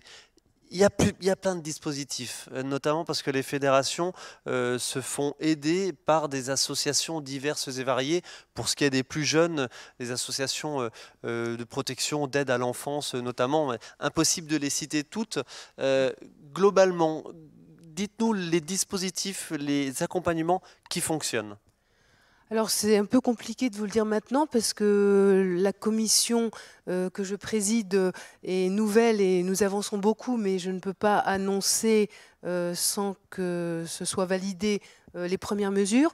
Par rapport aux fédérations, je trouve que c'est important qu'elles soient en relation avec des associations, mais comme pour les référents, je pense qu'il faut que nous arrivions au fait que chaque fédération trouve en son sein les solutions pour régler à l'intérieur de la fédération les problèmes et ne pas essayer d'aller voir à l'extérieur parce que ce que je remarque, hein, encore une fois, ce n'est pas une critique, c'est juste que nous devons trouver des solutions.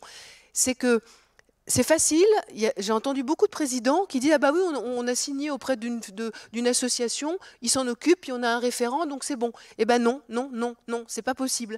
Alors que les fédérations décident de travailler pendant un temps donné avec des associations et évidemment avec des référents, c'est très bien. Et encore une fois, ça n'est pas de dire que ça n'est pas bien, c'est simplement que c'est insuffisant et que je pense honnêtement qu'il ne faut pas déporter les solutions, mais même les mesures, et qu'il faut, et c'est d'ailleurs ce que, évidemment je voudrais bien vous dire certaines choses, mais nous avons déjà bien avancé, des premières mesures se dessinent, qui sont innovantes, mais je ne peux pas me permettre de vous en parler maintenant parce qu'elles ne sont pas encore complètement précisées, et qu'au sein de la commission... La prochaine échéance, on peut la dire, c'est avril.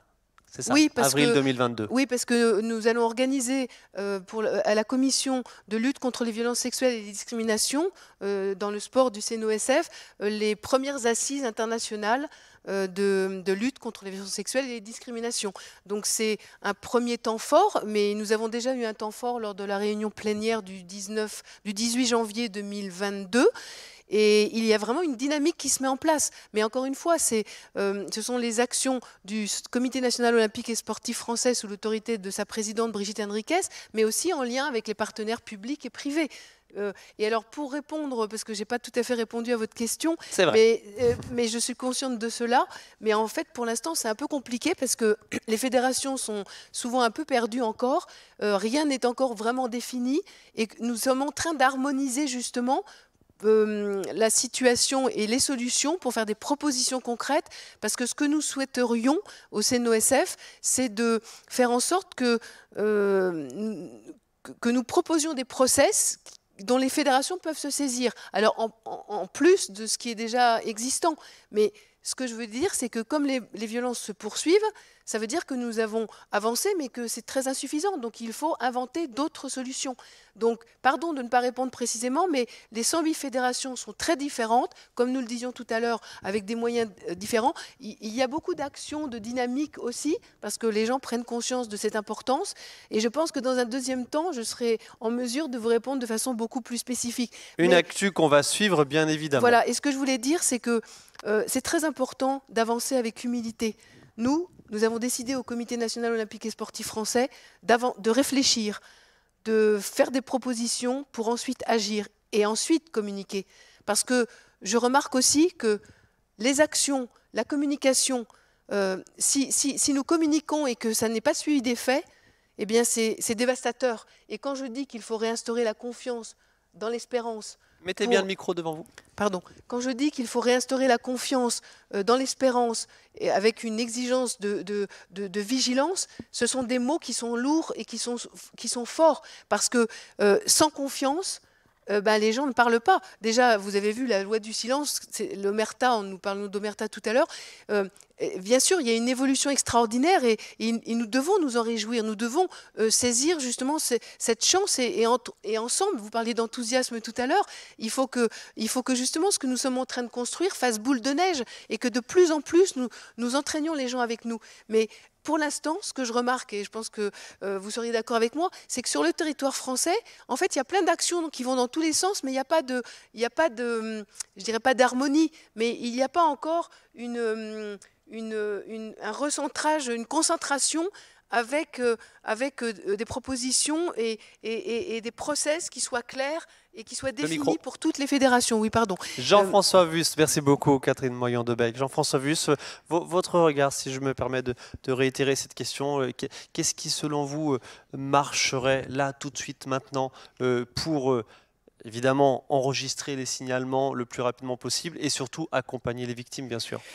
Alors, il y a une donnée fondamentale, on le voit bien dans le film aussi. Alors, je vais enfoncer une porte ouverte et pourtant... Alors, avant la fin de cette émission, on regardera quand même un extrait de la bande-annonce de ce film Slalom, parce que nos téléspectateurs ne l'ont pas vu. Donc, en fin d'émission, je vous promets, on regardera un extrait de la bande-annonce. Bien sûr. Alors, ça paraît évident, mais quand même, il y a aussi, dans des situations telles qu'on a pu le voir ce soir dans le film, il y a aussi une donnée fondamentale, c'est le suivi parental, le suivi de l'éducation parentale. On voit bien que pour que peut-être qu'on arrête d'abîmer des enfants, parce qu'on parle bien d'abîmer des enfants, effectivement, les parents... Alors là, l'autorité parentale, là aussi, où elle existe. Nous sommes dans une société où, par exemple, dans une agglomération comme Épinal, vous avez les familles monoparentales qui ont explosé de 30% sur une dizaine d'années. Donc, c'est pas facile, mais il faut que les parents, là où c'est possible, soient très attentifs au malaise, au mal-être, que peut avoir un enfant, et j'allais dire les changements comportementaux que peut avoir un enfant dans dans un environnement sportif. Quand il rentre d'un club, quand il est pas bien, quand les parents disent va à l'entraînement et ça rechigne, quelque part il doit y avoir des signaux. Alors des fois c'est des signaux faibles, des fois c'est pas toujours facile de les discerner, mais je crois qu'effectivement là on le voit bien, quand un enfant est en perte de repère et qui lui arrive en plus là loin de sa famille, dans une classe sport-études, et qu'effectivement donc les repères ne sont pas là, il faut avoir un suivi parental. Même si on est à distance, il faut ne pas, j'allais dire, ne pas lâcher prise, ne pas dire, voilà, ma fille, mon fils sont en sport-études, ça se passe bien, et il faut savoir sentir ces signaux, et c'est pas facile. C'est ça que je voulais dire. Si je peux me permettre, dans le petit programme de cette soirée, mais c'est des choses évidemment qu'on retrouve très facilement, notamment sur le web, vous parlez de signaux de détresse à repérer. Il y a deux types de signaux, deux grandes familles de signaux, à savoir les comportements de repli et les comportements excessifs. Je donne juste des exemples tout rapides. Comportement repli, bon, perte de confiance en soi et envers les autres, évidemment. Comportement autodestructeur, signe de régression, trouble du sommeil, absence de concentration, baisse des performances, retard répété, absentéisme. Et parmi les comportements excessifs, je vais juste citer le surinvestissement, la boulimie ou l'anorexie, le surhabillement du sportif. C'est quoi ça ? C'est quand le sportif, quelle que soit la discipline, va toujours changer d'équipement, je sais pas, veut une paire de gants de boxe toutes les semaines, un short de foot toutes les semaines, ou quelque part il y a un malaise dans la pratique. Voilà. Et comportement inadéquat, provocation et surtout changement soudain, inhabituel et disproportionné. Ce sont tous ces signaux de détresse qui sont facilement, évidemment, retrouvables et disponibles sur le web, entre autres. Oui, pardon, juste une minute. Je voulais juste rappeler que les violences, c'était d'abord dans la famille, dans l'église, dans le sport. Voilà. Jean-François Wüst, on arrive un petit peu au terme dans quelques minutes de cette émission. Sur un département comme le nôtre, qu'est-ce que demain, votre organe, le comité départemental olympique et sportif des Vosges, à votre échelle, entendez mettre en place? Racontez-nous. Eh bien, là, on va attendre donc les résultats de la commission du CNOSF, du Comité national olympique et sportif français. Maintenant, la parole est libérée et on peut voir ce soir des actions transversales, j'allais dire, l'adaptation des services de la justice, l'adaptation des services de gendarmerie à ces maux sociétaux. Voilà, donc j'allais dire que les outils sont là, la boîte à outils est là pour combattre ce fléau, et que nous on peut apporter un soutien, on peut être un relais vis-à-vis donc du ministère des Sports, vis-à-vis des institutions, pour qu'on puisse faire en sorte que les enfants, je le dis toujours, mais il n'y a pas que les enfants, mais que les enfants qui sont abîmés par de telles pratiques puissent trouver avec, comme l'a dit le colonel, avec les personnes qui peuvent être le déclencheur, le premier pas pour aller voir le gendarme. C'est un peu comme ça qu'il faut le dire. En zone rurale, le gendarme représente encore beaucoup de choses. Il représente l'activité et j'allais dire, la sécurité républicaine, donc si malmenée malheureusement, et qu'effectivement, maintenant, on sait qu'on peut. Et souvent, si on ne sait pas qu'on peut, on ne le fait pas. Hein, on ne le fait pas. Donc maintenant, la parole est libérée. Nous, modestement, humblement, à notre niveau, c'est de susciter aussi là où on va peut-être découvrir des problèmes, d'accompagner les gens avec les fédérations, de mettre en place aussi des formations, de faire monter en compétence le niveau d'encadrement, voilà, et d'expliquer aussi que l'honorabilité, c'est quelque chose qui est, même si ça existe, mais c'est quelque chose de fondamental pour que, à la fois, le président d'association, à la fois l'élu qui héberge un club, je le redis, hein, aussi, il m'est arrivé de dire à des élus que l'honorabilité existait, mais que pas toujours facile de faire entendre, et que même si le club il est là depuis 30 ans, 40 ans, et même si le gars on le connaît, voilà, et que quelque part, s'il y a un signal même faible, il faut l'amplifier, parce que je l'ai dit sur ce sujet-là, il ne doit pas y avoir de renoncement pour qu'on arrête d'abîmer les enfants. On a utilisé, monsieur le procureur, vous avez utilisé le terme fléau tout à l'heure. Je ne vous ai pas relancé, Catherine Moyon-Debec, mais vous rejetez ce terme fléau tout simplement parce que ce n'est pas une fatalité. Voilà, exactement. Ça n'est pas... Non, parce qu'en fait, on me l'a fait remarquer. Et qu'en fait, quand nous parlons de fléau, ça sous-entend que ce serait une fatalité. Or, non. Si c'était une fatalité, alors nous allons nous coucher et puis nous décidons que nous ne pouvons rien faire. Et c'est tout le contraire. Notre discours de ce soir à toutes et à tous, c'est tout le contraire. C'est que ça n'est pas une fatalité et que nous allons nous lever et que nous allons gagner contre ces violences. Donc voilà. Et il y avait un autre mot aussi. On m'a fait comprendre que quand nous parlons d'abus sexuels, en fait, c'est comme si abus, ça voulait dire qu'il y a des actes de violence qui peuvent être permis et qu'au bout d'un moment, il y a une limite et qu'il y a un abus. Ben non, les violences, quelles qu'elles soient, même quand elles commencent, ça n'est pas acceptable et que c'est dès le départ qu'il faut les arrêter. Donc voilà, ce sont des mots, mais les mots ont un sens. Et il faut redonner aux mots leur sens parce que c'est ça aussi qui fonde notre action.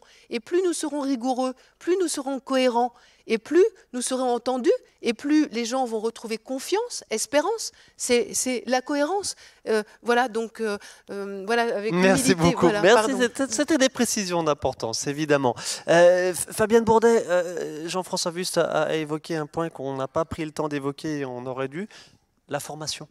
La formation des encadrants, des bénévoles, des éducateurs sportifs du plus bas niveau au plus haut niveau. Mais là, il y a énormément de travail. Où est-ce que le bas blesse? Les moyens?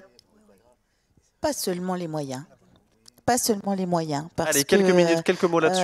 Le sujet de la formation, c'est un sujet très vaste parce que quand on parle de la formation dans le champ du sport, on touche à la fois un public de bénévoles, un public de salariés, etc. Et évidemment, le niveau de formation, que ce soit dans sa densité, dans ses contenus, doit être adapté à la réalité des responsabilités qui sont exercées. On ne peut pas attendre d'un bénévole qui passe des heures et des heures à aller se former, etc. Donc il faut qu'on ait des moyens efficaces de faire passer les bons messages. Donc c'était vraiment le sens, et d'ailleurs je vous en remercie d'avoir repris les petits outils de communication sur lesquels on a travaillé avec le mouvement sportif depuis la rentrée de 2020 pour faire passer des bons messages de sensibilisation qui sont des messages très simples qui renvoient à l'organisation de la pratique. Je le dis souvent, dans les signalements que nous avons, les faits de violence se déroulent rarement sur le terrain de jeu. Ils se déroulent dans l'environnement de la pratique. Le film en est encore une fois une très bonne illustration de ce qui se passe dans les vestiaires, de ce qui se passe à l'occasion des déplacements, de ce qui se passe au moment où on est hébergé quand on part en stage, etc. Donc il y a un certain nombre de messages qui doivent passer et on travaille justement sur des contenus de formation qui vont être mis à disposition du grand public parce que ça a été dit tout à l'heure, la séquence de communication sur laquelle nous avons travaillé avec le hashtag tous concernés, c'est que ce n'est pas qu'un sujet de professionnels et d'organisateurs de la pratique. C'est un sujet qui concerne l'ensemble du grand public et notamment les parents qui doivent aussi se sentir autorisés de poser des questions sur des choses qui leur semblent anormales ou en tout cas qu'ils se fassent confiance lorsqu'ils détectent dans l'organisation du club auquel ils confient leurs enfants des pratiques qui ne semblent pas tout à fait appropriées, pour ne pas dire des pratiques très graves qui peuvent confiner évidemment à la violence telle qu'on en a parlé ce soir. Fabienne Bourdet, vous avez de nouveau parlé du film aussi. Et chers téléspectateurs, je vous l'ai promis, on regarde un extrait de la bande-annonce de ce film Slalom de Charlène Favier.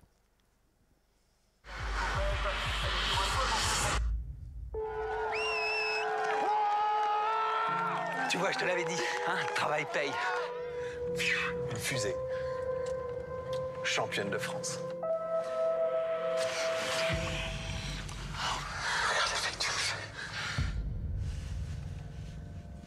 Désolé.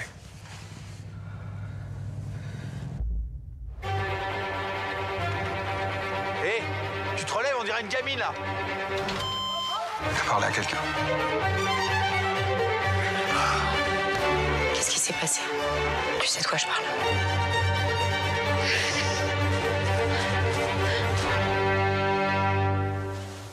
Slalom de Charlène Favier sorti en 2020. Slalom de Charlène Favier sorti en 2020, pardon, est disponible évidemment sur toutes les plateformes et puis dans la plupart des médiathèques. Au regard évidemment du thème de ce film, vous le retrouverez assez facilement en accès libre. C'est déjà le terme de cette émission, ou tout du moins de cette importante partie de l'émission, parce qu'on a aussi un temps d'échange prévu avec le public.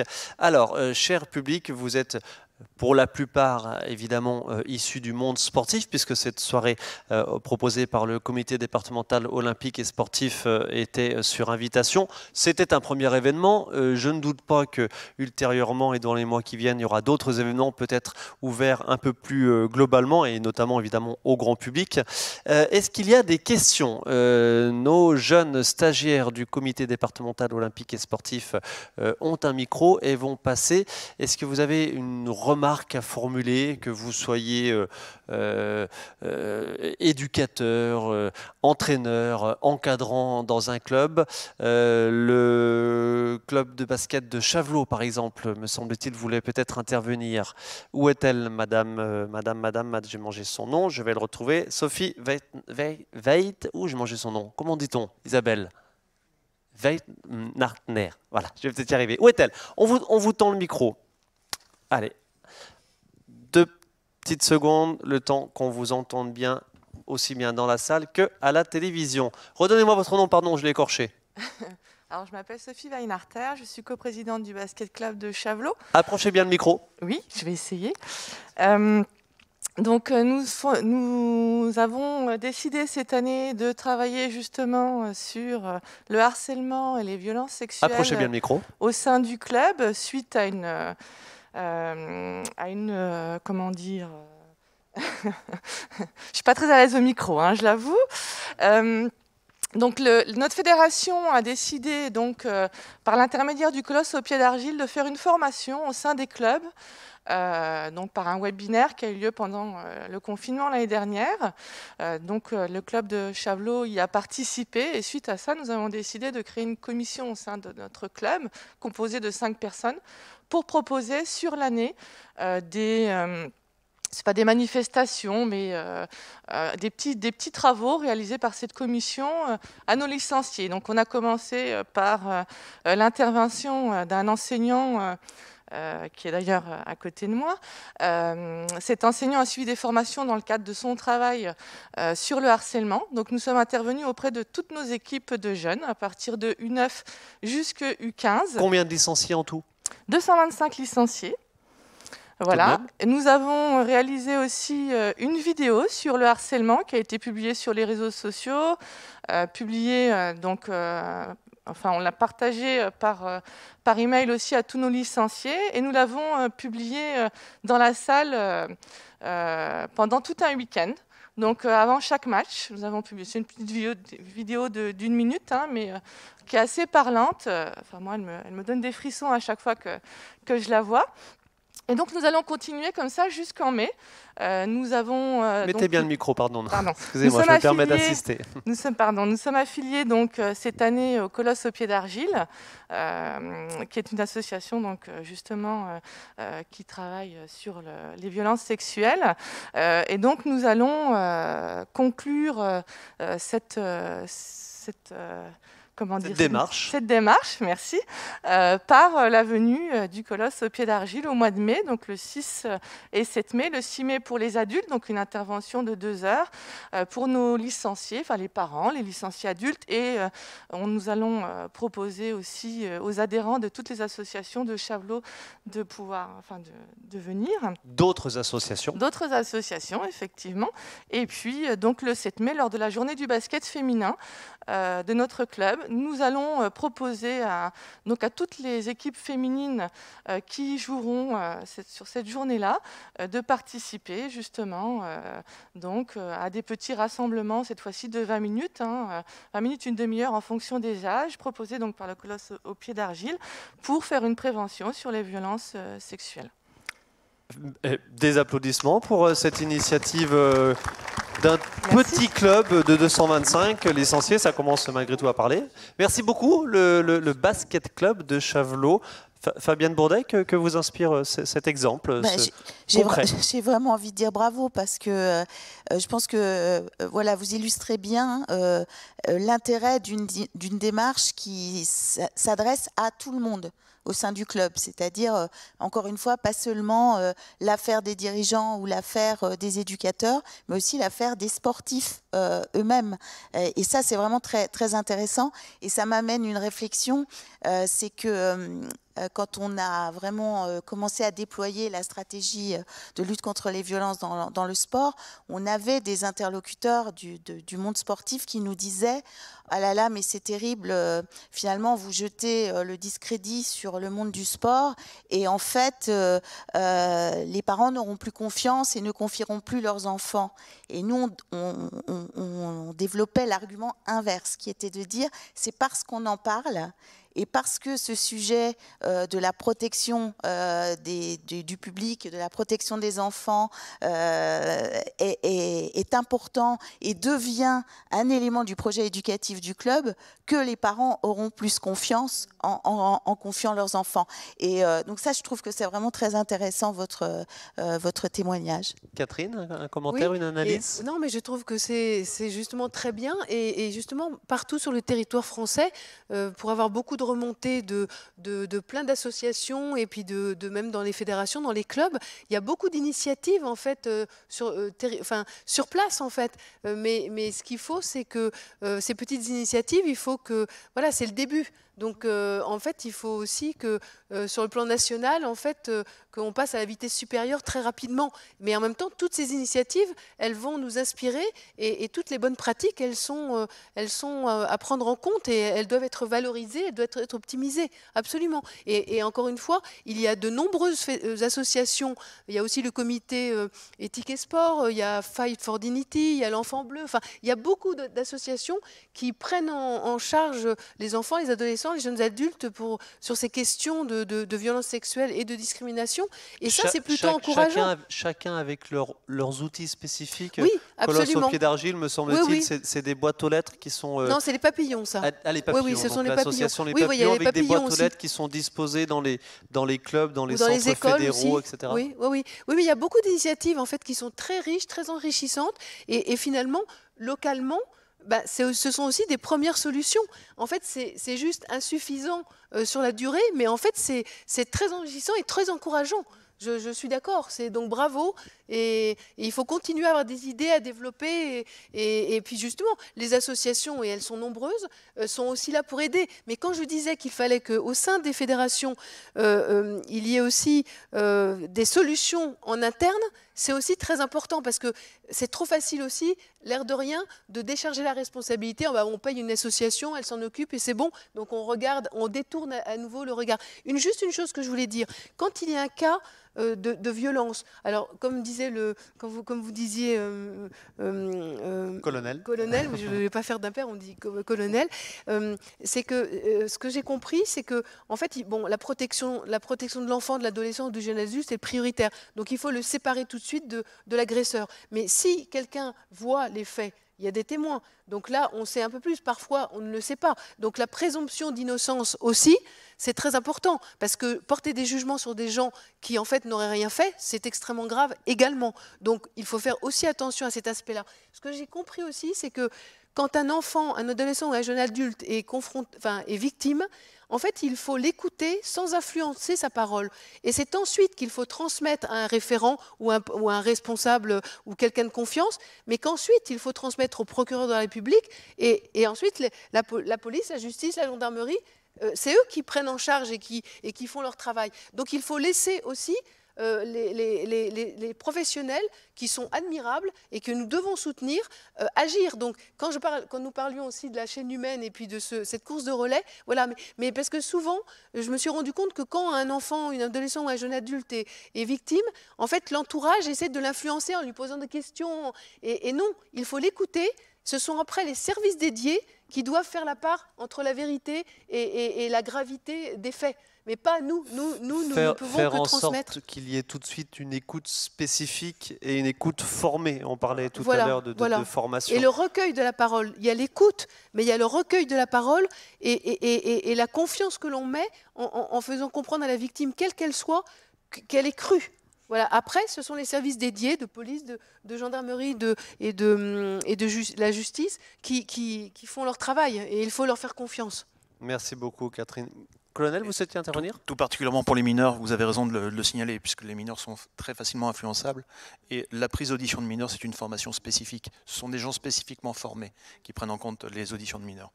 Et ce qui est important, c'est de savoir et que celui qui sait nous parle. Et après, on s'en occupe. Le message est passé. Est-ce que quelqu'un d'autre veut témoigner, apporter un retour d'expérience, alors malheureux ou heureux, dans son club, dans sa fédération, dans son comité départemental, régional, que sais-je? Non, pas d'autres interventions. Une question peut-être? Pas de question? Allez, hop, on a une question juste là. On vous amène le micro. Profitez-en, allez, Jean, pardonnez-moi, ça va déjà être le terme de cette émission, mais ce sera, j'ai envie de dire, le mot de la fin. On vous écoute. Est-ce que vous pouvez vous mettre debout par rapport à la caméra? Merci. Je suis présidente de la SG Armée Handball et on a de plus en plus de... Votre nom, prénom? Rachel Masson. Donc on a de plus en plus de formalités administratives à faire, notamment la nouveauté avec le certificat d'honorabilité à remplir.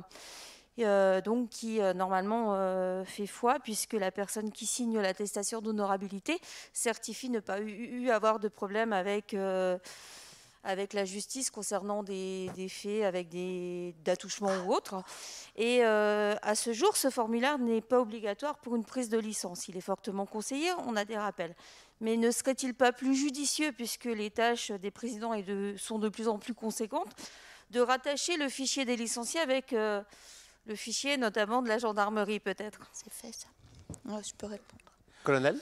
Alors, la gendarmerie n'a pas de fichier en propre. La gendarmerie accède à énormément de fichiers. Et là, vous parlez d'interconnexion de fichiers, ce qui va poser un certain nombre de problèmes juridiques. Pour répondre.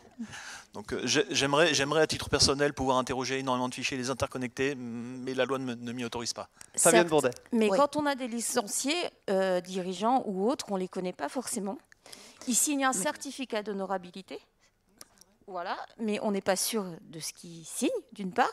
D'autre part, la responsabilité après incombe au président. Donc le président, il en a de plus en plus. Et voilà, c'est la question que je me pose, parce que maintenant, on est attaqué pour la moindre chose.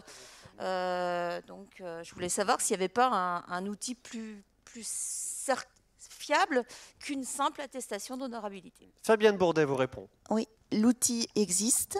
Alors, ce qu'il faut savoir en matière de contrôle d'honorabilité, c'est qu'on vise deux publics différents. On a le public des éducateurs professionnels, c'est-à-dire ceux dont c'est le métier, qui sont soumis à la carte professionnelle.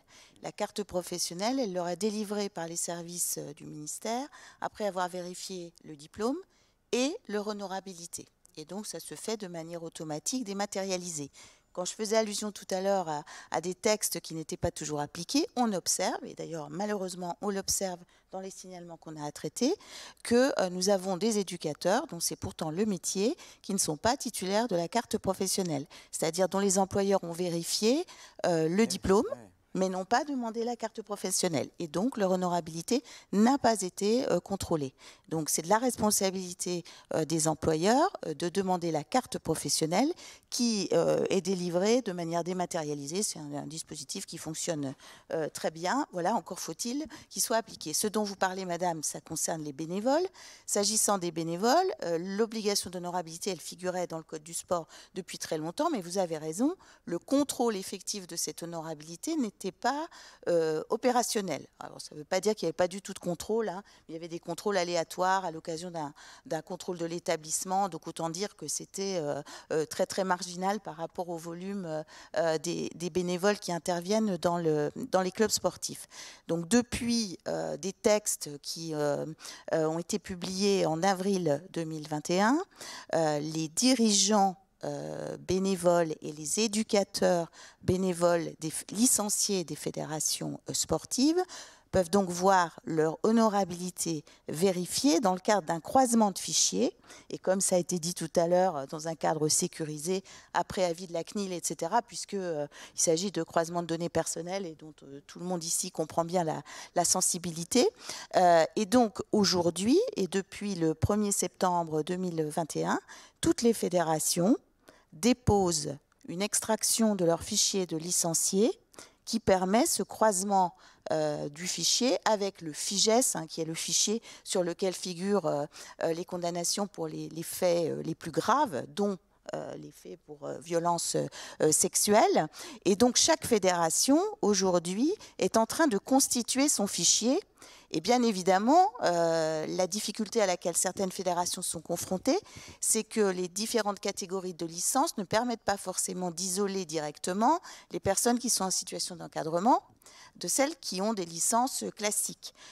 Donc aujourd'hui, toutes les fédérations, on revient un peu à ce qu'on disait tout à l'heure, n'en sont pas encore au même niveau d'avancement sur ce dossier, mais il y a à peu près 60% des fédérations qui ont commencé à déposer leurs fichiers. Alors c'est un travail d'une ampleur considérable. On travaille bien sûr avec le ministère de la Justice sur ce sujet, puisqu'on a évalué à 2 millions de personnes le nombre de personnes qui vont être soumises à ce contrôle d'honorabilité. Donc ce que vous appelez de vos voeux est vraiment en train de se mettre en place. Donc, il ne s'agira plus d'une attestation qui était quand même un dispositif qui avait le mérite d'exister, entre rien du tout et un dispositif aussi élaboré que celui qu'on est en train de construire. Il y avait le sujet de l'attestation, et encore une fois, je crois que c'est intéressant quand même. Ça l'est d'autant plus que peut-être avez-vous vu que depuis une loi du 24 août 2021, voilà, dans les dispositifs qui permettent d'évoluer en matière de protection des mineurs, ce contrôle d'honorabilité a été étendu. Jusqu'ici, c'était les dirigeants, les éducateurs, a été étendu aux arbitres, aux personnes qui surveillent les baignades et à toute personne qui intervient auprès de mineurs au sein des établissements d'activité physique et sportive. Donc vous voyez que le périmètre a été élargi pour renforcer justement la protection en particulier des mineurs. Donc c'est en train de se construire et on travaille d'ailleurs avec plusieurs fédérations, dont la fédération de handball sur ces questions. Merci beaucoup Fabienne Bourdet pour cette réponse très très détaillée. Effectivement, on l'a vu, énormément d'actu évidemment sur ce thème, actu à suivre. Catherine Moyon-Debac, le Comité national olympique et sportif français, donne rendez-vous donc au monde sportif et à l'ensemble de la population française début avril, c'est ça? Oui, le 6 avril 2022. En principe, oui, au Comité national olympique et sportif français pour les assises internationales de la lutte contre les violences sexuelles et les discriminations dans le sport. Avec, on l'a vu aussi avec vous, Fabienne Bourdet, énormément d'évolutions réglementaires ces derniers mois et encore à venir. Jean-François Wüst, je vous laisse le mot de la fin de cette émission. Écoutez, merci beaucoup. Nous l'avons fait. Ce n'est pas un thème facile. Nous avons souhaité, aux côtés donc, de l'olympisme national et aux côtés des services de l'État et du mouvement sportif, ouvrir une porte, faire aussi connaître que le dogme a changé, que la parole est libérée. C'était un pari et j'espère que humblement on a rempli une partie du contrat. Ce n'est qu'un début, et on espère qu'effectivement apporter tout le soutien qu'on peut avoir, qu'on peut donner au mouvement sportif et au mouvement associatif au sens large du terme, parce que la citoyenneté ne s'arrête pas simplement au mouvement sportif, et on a essayé de faire de notre mieux, et je remercie mes équipes pour que sur ce thème-là, pas facile, je le redis encore, on ait pu faire en sorte que on puisse dans l'avenir sauver des vies et que des gamins et gamines qui viennent dans des clubs ne soient plus abîmés. Voilà, merci. Et il y a évidemment cette échéance à court terme des Jeux Olympiques de Paris 2024 qui sont une opportunité pour travailler là-dessus, mais on l'a bien compris, ce n'est que le début d'un long et fastidieux travail. Merci à tous les 5 de votre participation à cette émission. On peut les applaudir. Merci pour leur intervention.